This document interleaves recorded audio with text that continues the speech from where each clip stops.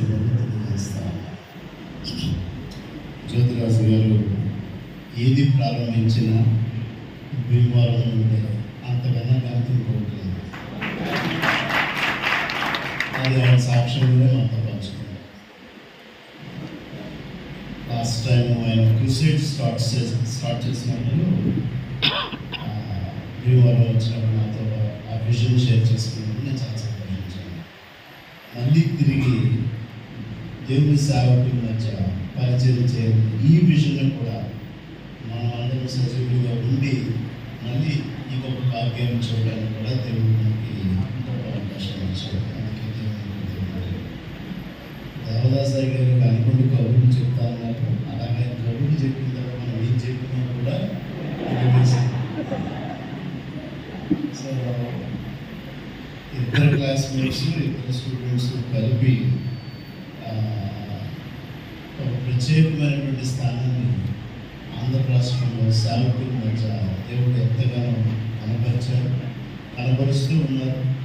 ఈ విధమైనటువంటి విషయం మనం అందరం దేవునికి కృతజ్ఞతలు చెల్లించవలసింది. దేవుని పరిచయకు ఆ వయసులో కూడా సో ఇద్దరు క్లాస్మేట్స్ కాబట్టి, ఇద్దరు బైబిల్ స్టూడెంట్స్ కాబట్టి ఇద్దరు కలిపి సెంచరీ కొట్టేస్తారని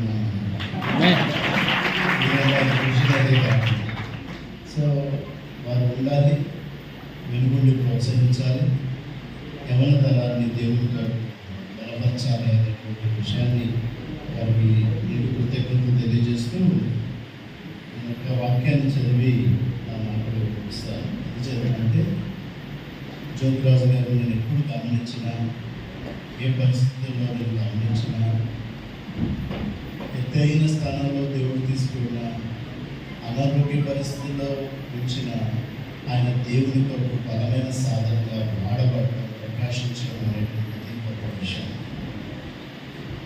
ఎత్తైన కొండ మీద నుంచి యేసుక్రీస్తు కొండ మీద ప్రసంగాన్ని చేస్తూ 5వ అధ్యాయం 16వ వచనంకి వచ్చేటప్పటికి అక్కడ మనుషులు మీ సత్క్రియలను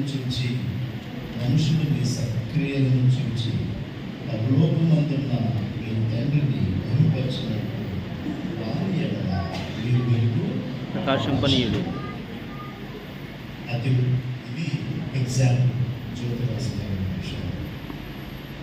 ఆయన సేవ ప్రారంభించింది దాని నుంచి ఈరోజు ప్రత్యేకంగా దైవ సేవకుల మధ్య తీసుకున్న ఈ నిర్ణయం ఇది ప్రకాశింపచేసేది.